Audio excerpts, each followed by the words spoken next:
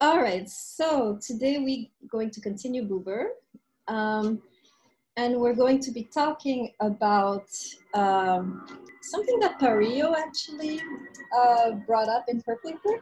What is the incentive, right, of respecting the IU relationship, especially when it comes to state and business, right? And especially in our country, we're more ruthless when it comes to business, right? The state is still pretty, there's still a lot of oxygen, right, in the way we do government.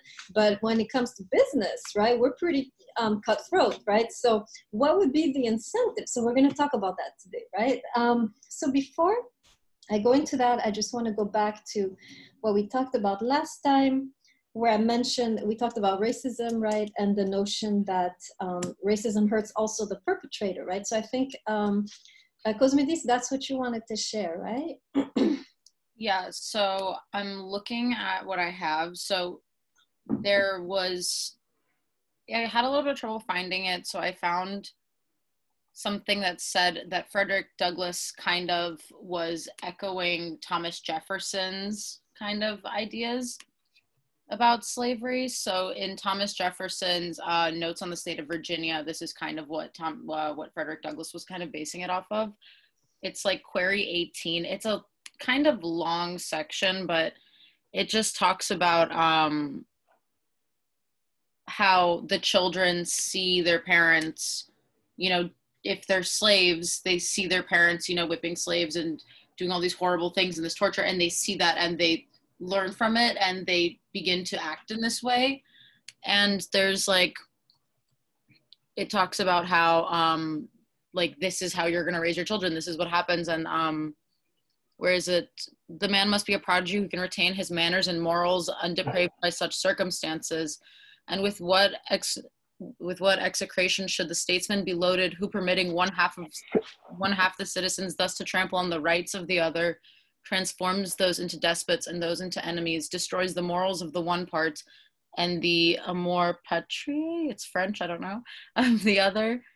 For if a slave can have a country in this world, it must be any other in preference to that in which he's born to live and labor for another, in which he must lock up the faculties of his nature, contribute as far as depends on his individual endeavors to the vanishment of the human race, or entail his own miserable condition on the endless generations proceeding from him. With the morals of the people, their industry also is destroyed. For in a warm climate, no man will labor for himself who can make another labor for him. This is so true that of the proprietors of slaves, a very small proportion indeed are even seen to labor. And then it just kind of goes on and it just talks about the whole thing. There's not one conclusive quote per se, but it's kind of a long passage. That was kind of the meat of it, where he's just Jefferson or Douglas? This is Thomas Jefferson, but there's apparently somewhere Frederick Douglass talks about this, but I can't pinpoint anyone talking about what specifically he found it in. Can you email me that passage? Yeah. I can take a look, and then maybe I'll put it on Blackboard like I did with Parillo's a little video, right? So again, right, letting everyone know, anytime you find something like this, right, that goes along with what we've been talking about, that illustrates, right, some of the points we've been making, so it doesn't stay all abstract, right? Send me, right? Share with me, and I will share with you on Blackboard, and you can get extra credit like this, right? So yeah, don't hesitate. All right, let's get into this particular program for today. So in this passage that I give you to read, Buber is going to criticize both capitalism and socialism. We mentioned before, right? These are the two main power points, right, in our society even today, right? We have a strong socialist bloc in the East, right? China, Russia, etc. And then we have a strong capitalist bloc in the West, us, Europe, and so forth, right? So he's criticizing both. He's saying both. Now, just to be clear, he's not saying that they are evil per se, right? I want to emphasize this, right? Buber is not going around saying socialists are, Satan, right? Or capitalism is evil, right? He's not saying that, but he's saying there are dangers, right? Or pitfalls that await these two systems if we're not careful. So what we're going to look at is the pitfalls of socialism and capitalism, where they can go wrong, right? But in themselves, right, they can also go right. if they're done right, right? So we're going to look at that. So, and of course, we're going to talk about the IU and so forth. So we'll see how that fits in, right, into this. So first of all, let's define briefly, let's remind you what Buber means by capitalism, by socialism, and the problems with it, right? So starting with, actually first a quote, right, page 96, where he talks about this. So go with me to page 96. In the middle of the second paragraph, doesn't the form giving greatness? If you're there, put your hand in the screen. Okay, I'm gonna read that, right? So he's actually gonna say that inevitably, when it comes to government, when it comes to business, there has to be some it, right? You can't be all mushy, right? When it comes, middle of page 96, the big paragraph, middle of the big paragraph. Doesn't the form giving greatness, right? So he's actually saying, we have to have some amount of it relationships for things to work. You can't be all mushy and sentimental and, you know, spending hours drinking coffee with your employees and, you know, sharing your lives. No, you have to work. At some point, you're the boss, they're the employee. There has to be this distinction, right? Or this is the president and then we are the citizens, right? You can't all be, you know, in this kind of hippie-like, you know. So he accepts, right? The it is needed. So he says this, doesn't the form giving greatness, right? Giving a form, defining where there should be no borders. Remember, the U has no borders, but sometimes you have to, right? Crystallize the person in a position that they're kind of stuck in, right? If you're the president, you're this. If you're in Congress, you're that. You don't have all power, right? So he says this, right? The form, defining, putting someone in a position, putting someone in a function, reducing them to that function. He says, doesn't this form giving greatness of leading statesmen and businessmen depend on the way of seeing the human beings with whom they have to deal, not as carriers of an inexperienceable you, but rather as centers of services and aspirations and so forth, right? So he's saying, it seems like for there to be a good business, a functioning, efficient business, we need to treat each other to a certain degree as an it, right?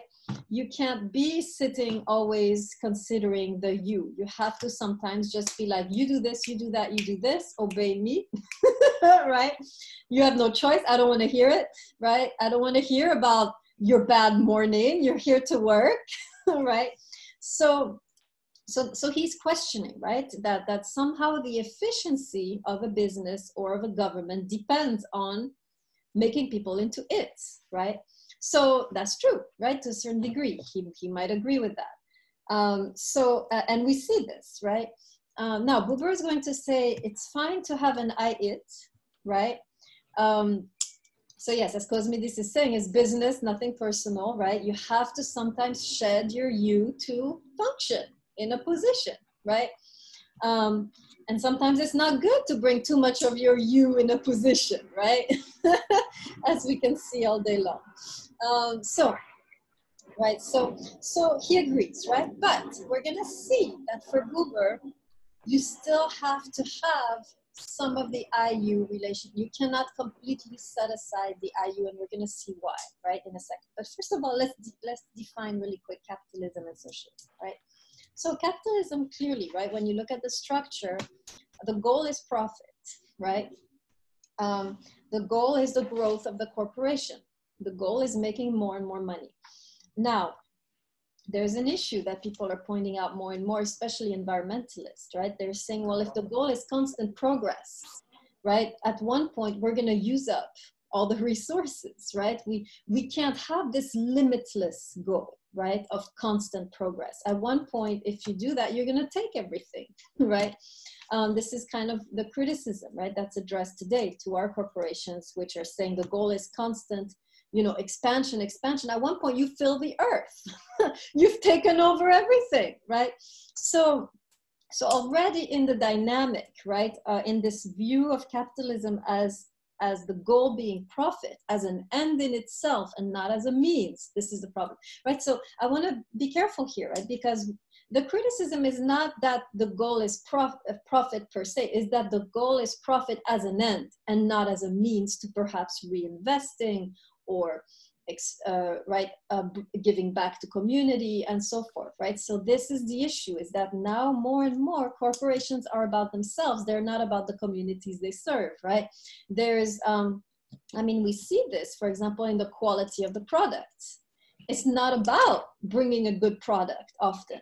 It's about making a profit as much as possible, by even if it means a cheaper, more pathetic product, right? So we're seeing how corporations more and more, it's not really about serving the community and bringing something to the community. It's about taking as much as they can and giving as little as they can, right? So we have a lot of issues, right? The other thing, of course, is the notion of to make a profit, you have to, cut somewhere. Where do you cut? Very often it's the pay, right? The pay of the workers today, especially in this country, right? We have a serious problem when it comes to minimum wage, where people are not making enough to make a living, so they have to work 3 jobs. This is one of the main problems, I think, with our civilization, is that the corporations or whoever is employing you, squeezing, right, as much as they can from you for as little as possible in terms of salary, so the profit can be even better, right? So Buber is saying at this point, right, when the corporation is no more about its employees or about the community, we are entering a different situation. We are entering a dangerous situation, which he calls doom, right, which we'll talk about. Right, so he's not against, right, corporations. He's not against making a profit. Obviously, it's good to make a profit so you can reinvest, so you can build, so and so forth. But he's saying when it becomes an end in itself, and when it comes to the detriment of your product and your employees, now we're entering a different level, right? So that's where he is.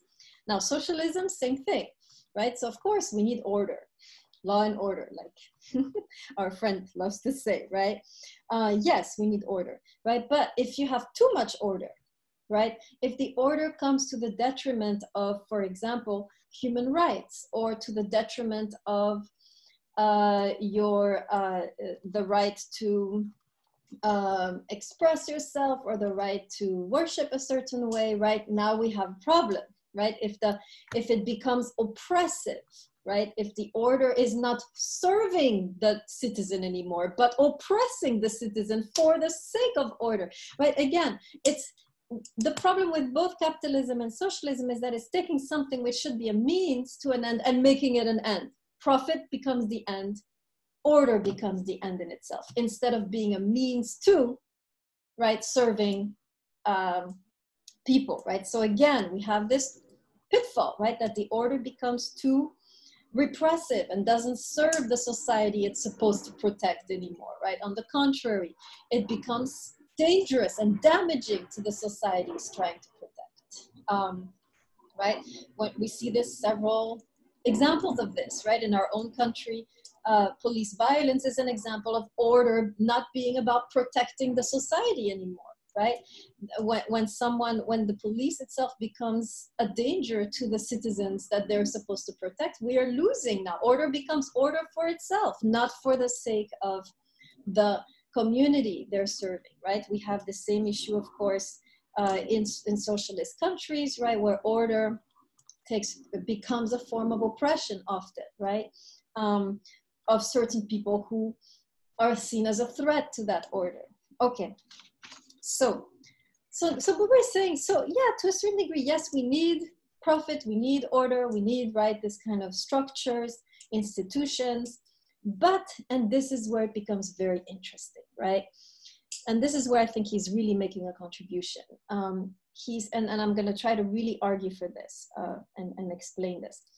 If you lose the IU, you are going to, in a way, get to a place where your business or your state will, in a way, disintegrate, auto-destruct, right? And so I want to talk about that, right? First, I'll give you the quote, and then we're going to comment on this at length, because this is so important. And this is where we can respond to Parillo's comment, like, why should a businessman maintain some kind of IU in their corporation? Why should a state maintain some kind of IU in their government, right? what's the incentive, she asked, right? So we're going to talk about that. So first, let's go quick to a quote on page 102.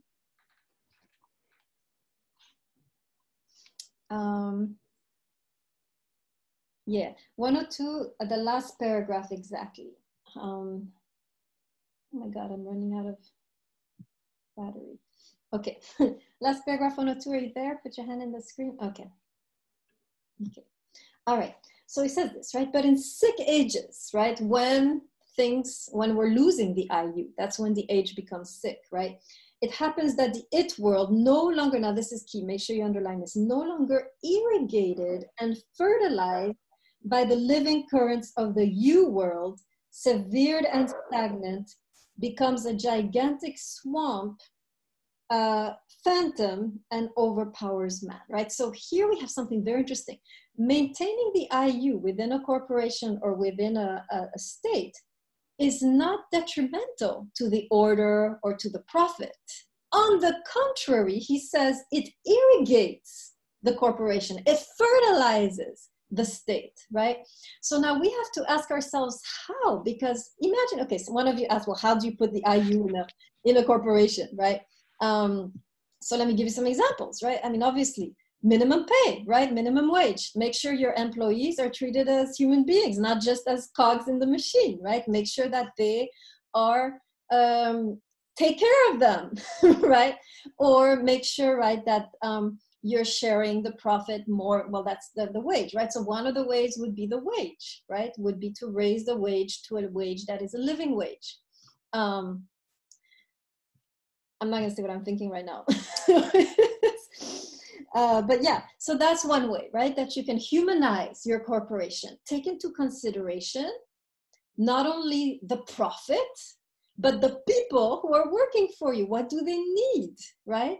So same thing, right? For a state would be to take into consideration, right? Yes, we need order, but what do you need to feel fully yourself, right? Do you need to express your culture? Do you need to express your religion? Do you need to be able to express your views? And of course, what he's saying, this will not be a problem. This will not be a challenge for the growth or the order. He says it fertilizes and it irrigates. So can anyone tell me, what do you think? How does this work? I mean, imagine your business, right? And now you're paying a higher wage. You're making less profit. So now you're less competitive, right? And now you're not doing as well on in the market. And now you're losing. How is that better for you? Anybody have any ideas? Let's talk on the level of business, because this is really our issue in this country. What do you think?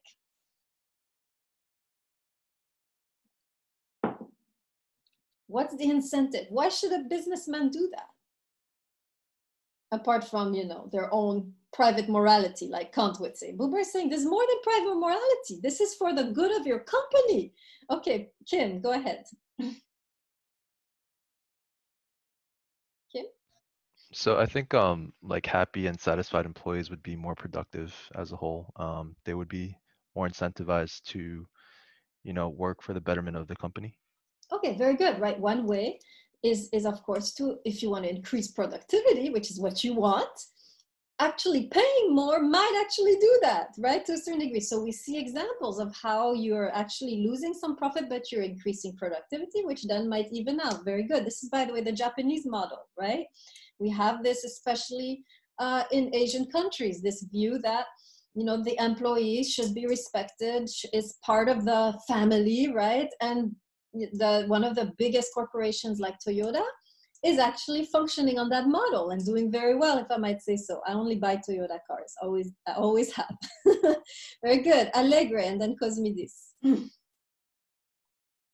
I'm gonna make 2 points. The first point is it'd be more efficient for what Paul said, because happy workers often will make better things, better decisions, work better. And most of the time, while working, we just often waste our time by treating employees right and giving them adequate amount of support.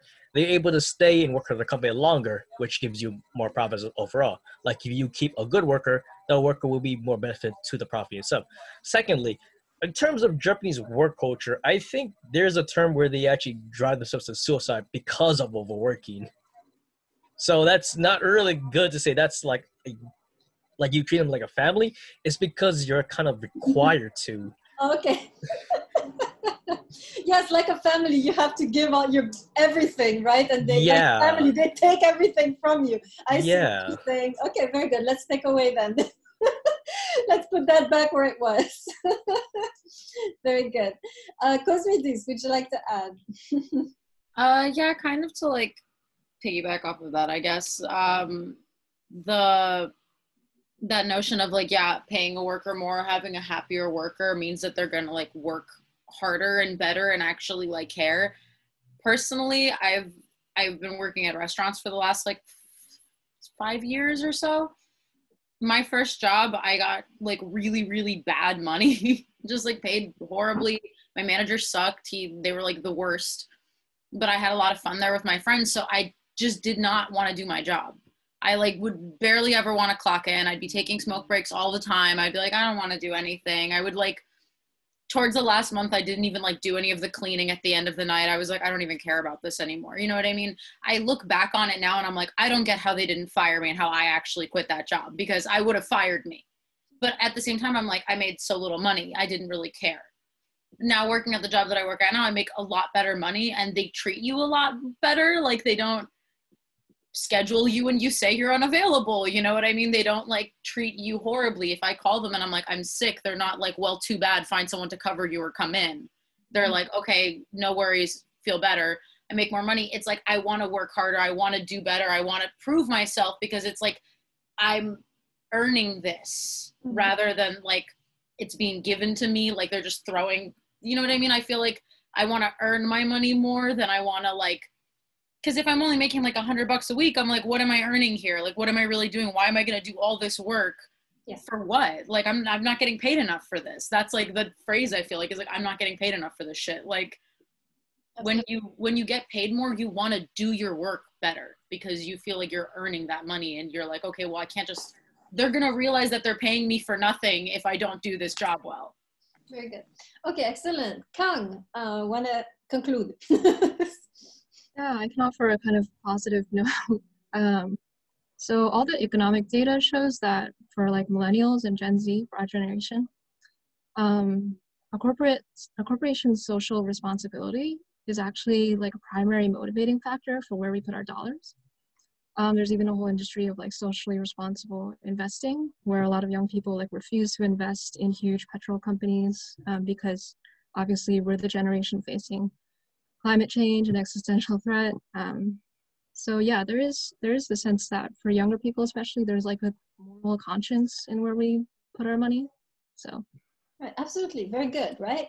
Now, as an incentive, right? So of course they have the incentive of the new generation of consumers, right? But there is a deeper incentive which Buber talks about, which I think has to do with how Buber speaks of, I'll give you the expression, the life of the spirit, right? He talks about this a lot, and I want to talk a little bit about this a little bit, life of the spirit, right? He talks a lot about the spirit. What in the world is he talking about, right? He's sounding very, very religious and mystical there, right? Actually, we will understand this concept even more when we do African philosophy, right? But let me focus a little bit on what he means from his Hebraic perspective and how it affects, how it connects now to business, right? The spirit in the Hebrew context is the Hebrew word, right, that would translate that is ruach, which simply means life force, right? This is the life force of the universe. Right, and you have this concept in Asian philosophy, certainly, right? In Eastern philosophy, they talk a lot about the life force of the universe that we need to connect to through different practices. In African philosophy, the life force of the universe also you connect to, but in their context is through relationships. And Buber here is very close to the Africans, right? Because when he talks about the spirit, remember, there's a very beautiful quote where he says, spirit is not in me. Spirit is between me and you. Right. In other words, so let me say that again. Right. He has a quote. Right. One of you mentioned in your essays, actually. Spirit is between us. If someone gives me the page, that would be wonderful. Spirit is between us. Right. In other words, the life force is generated between us. It's not, I have a life force in me. Thank you very much. Page 89. Thank you, Pario. Let me go there really quick, verify. Yes, very good. In the middle of that big paragraph, right on page 89, spirit is not in the I, but between I and you. This is so profound, right? This is very African also, right? The life force, energy, is generated between me and you. It's not just in me, right? Now, this is so powerful because he's talking about a concept which we're not familiar with, obviously. The concept of energy. When we think of energy, we think of electricity.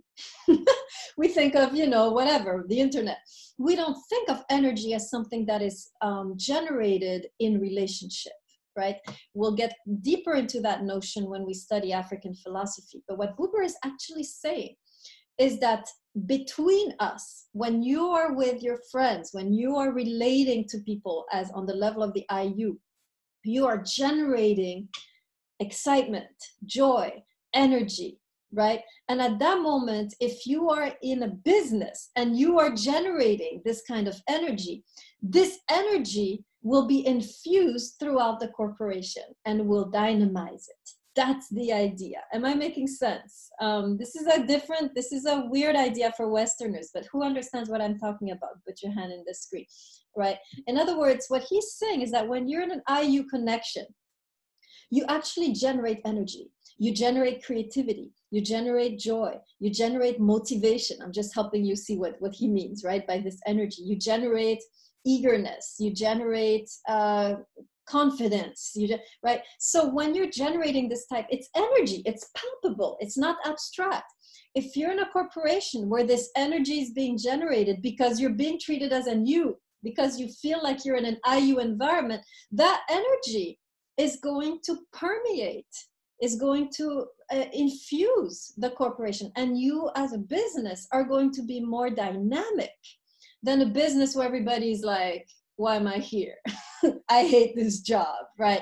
Kind of like what you guys were saying. But he really, I want you to emphasize, to remember this concept of energy, of spirit, of you know, there's actually something being generated in the IU relationship, which can then, right, dynamize, replenish, rejuvenate your corporation, right? Very good. So yes, absolutely, Kang, right? This is the same idea as Qi, right? When you have, except in Eastern thought, right? You can generate the Qi through, or you can connect to the Qi through practices. But in this context with Buber, you generate Qi, life force, in the interactions that are IU interactions, right? So the more IU interactions you have in a corporation, the more energy you have. And that's how you can become, as a corporation, innovative, rejuvenated, dynamic. And even though everyone's getting paid more, you're moving ahead. Does that make sense? Is this enough of an incentive for you, Pario? Let me go back to Pario really quick. Are you there, Pario? Yeah, conceptually it makes sense. I mean, I would argue that like it's not fully because of my own personal feelings on like economics and capitalism, but I definitely understand Buber a little better now. Yeah, absolutely. Now we must be careful. I'm sensing in Pario a little bit of doom, right? Buber talks about that, right? He says we have to be careful not to fall into the view that everything is already written.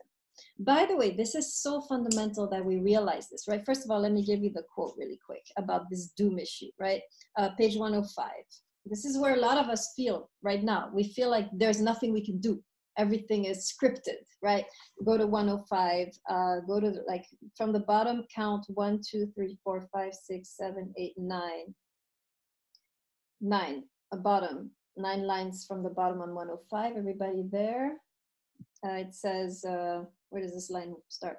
Or whatever variation. The point is, are you there? The point is 9 lines from the bottom, page 105. 9 lines from the bottom. The point is, who's there now? Okay. The point is always that man is yoked into an inescapable process that he cannot resist, though he may be deluded enough to try. This is doom. The sense that there is nothing we can do. We are stuck. The law is written.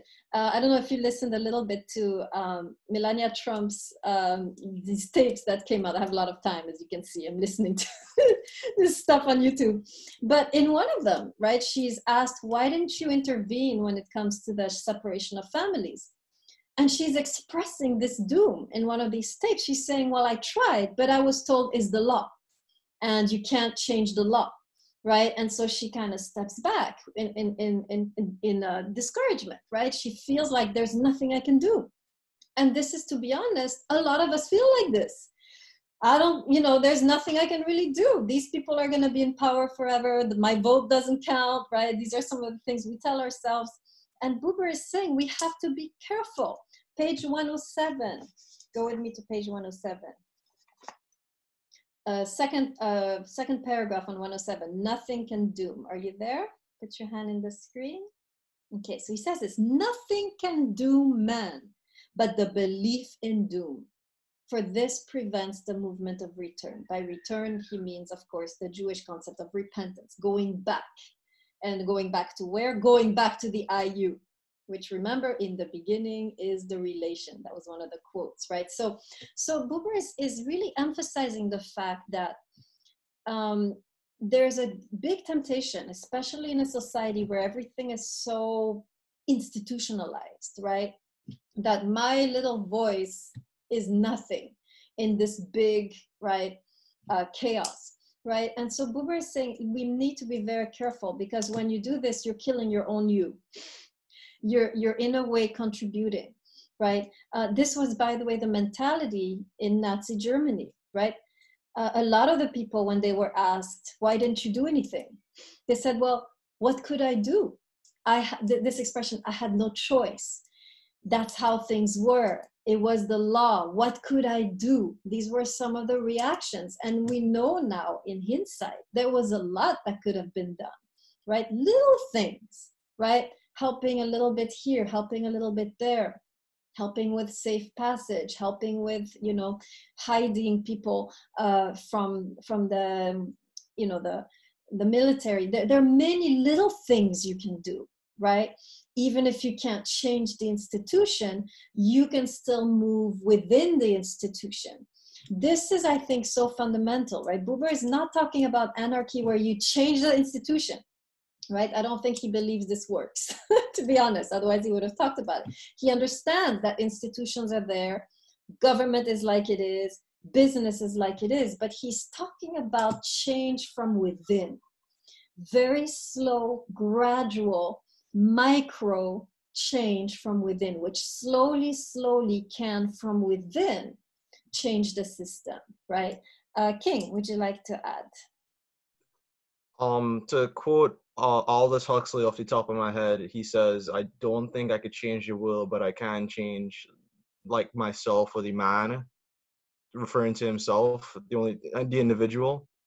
Yeah, I love, if you can find that quote, that would be great. But I love that quote that you just mentioned, because it's really about even protecting your own humanity at this point. Remember, when we do nothing, when we allow the you to be destroyed, we are destroyed. Our I is destroyed, right? So at times, even if you don't see that there can be any impact of the little thing you're going to do, it's almost more about saving your own humanity and doing something for your own humanity rather than actual result. Kant, I think, would be in line with this, right? When he says you act because it's the right thing to do, not because of any result. Because if you think about the result, you're not going to do it because you don't foresee the result, right? So often it's the doom has to be resisted, not only for the sake of the other, but for the sake of the self. And what Buber is saying is you don't even need to do much. One little thing is enough to already begin, right? Changing the culture. Right, but he agrees that this is a slow incremental process, right? That at times, by the way, can become revolutionary, but there has to be a build up to that, right? Let me emphasize that, right? Because we always say we want a revolution. Revolutions happen through a whole lot of build up, and then you get to that one moment in history and paf, right? it explodes. So we have to also realize we're not just there to create a revolution. We're sometimes there to just incrementally move towards a revolution, right? So very important, not only for the sake of the you, but for the sake of the I, to resist the doom mentality, right? Does this help a little bit, Parillo? I'm talking to Parillo today. It's me and Parillo today. It does help. I get that. I'm still skeptical personally. Maybe I'm just like, maybe I'm doomed. But what are you skeptical? What are you skeptical about? The results? Yeah, I guess. Like, I understand it conceptually, and I get it, but I would disagree. So let me again emphasize: it's not about the results, right? It's about protecting a dimension. Right. So even if like this is really, for example, I don't know if you read Camus, right? But this is really the Camus, The Plague, right? Have you read this, Parillo? Any Camus? No, I haven't. Okay, you need to read Camus. So so he talks about this. He says we have no power. He's an absurdist, right? He believes life is absurd. There is no meaning. There is no saving. There's no redemption, right? That's this context. But he says we still have to act as though there is redemption, even though we know there will be no redemption. Why? For the sake of our humanity, right? So he is aware that whatever he will do is pointless, will lead nowhere, right? But he does it because in the name of his humanity and in the name of the humanity of the people he's trying to protect. So it's not even about helping people be happy. It's about protecting the dimension of the human in this world. And you can do that with a very small gesture. You don't need big revolutions to protect the dimension of the human, right? It can be a very small gesture, like, regularly smiling at a beggar, on the same beggar on the street, right? Anything you do to protect the human dimension, it's not anymore about the result. It's about protecting within this doom the human dimension. And this, you can begin today doing that, right? Parillo, better? Yeah, actually a lot better. Okay, Yeah. very good, right? I had a thought, and let me just let you speak instead of me. There's a Kim, go ahead, and King. So without being too political, this conversation really reminds me of the day that Ruth Bader Ginsburg died, and then Alexandria Ocasio-Cortez. She had a really kind of poignant, really insightful kind of statement about how we can't give into cynicism, that even if we feel like everything is lost, like we still have to fight, we still have to act to kind of push ourselves forward and promote change. So it just kind of reminds me of that. Yeah, you fight not to win anymore. You fight to fight. Please remember this. Let me say it again, right? You fight not to win anymore, right? You just fight to fight because in itself, the fight is good. You see what I mean? The fight itself is standing up for humanity. At that moment, you're doing enough. That's it. That's all we need. Doesn't matter if we're all wretches. At least we're human wretches, right? This is going back to Camus. You guys should really read the Plague, right? And also the myth of Sisyphus. And the myth of Sisyphus, if you're familiar, how do you spell Sisyphus? Okay. The myth of Sisyphus in the Greek context, right, has to do with what's his name, the guy who stole fire, right, and then he was condemned to bring a rock up a mountain and back down and then back up, and it seems like a completely pointless thing, right? And Camus is saying, thus are we. We are condemned to do something that leads nowhere, and yet to continue to do it, to have the perseverance to continue to walk and fight and rebel, this is enough, because you are protecting, thank you, King Prometheus, you're protecting the sacred dimension of humanity. The same idea in the Plague, where you have a doctor who is treating patients whom he knows will die, right? This is typical Kantian drama, right? He's treating them not because they will recover, but because they are dignified enough to deserve treatment. That's the idea, right? Let's see. Kang? Oh, yeah, I don't know if Uber would agree with this, but the way I think about it on like the worst days when it does feel hopeless, I just think of it as you just fight because other people are still fighting, and you can recognize that their labor means something. So just keep going. Yeah, absolutely. The fight itself is valuable. That's what I mean. Not so much the result. The fighting itself shows that you still have a sense of the dignity of other human beings. And this is enough. You're protecting a sacred fire, right? Which maybe later will get bigger. But for now, it's enough, by the way, to have just a flame, to stay alive, for us to survive, right? If you take out the flame, it's we don't need big fires, right? We need a small match is enough to maintain the survival, right? The human survival. And so that's the idea. You, in these moments of doom where nothing matters, you are protecting one little flame, which you know can ignite, can help us survive the night. But if we let all the flames blow out, there is no going back. It's over, right? This is the idea of protecting small flames so that we can still make fires and survive the night. Allegre, go ahead.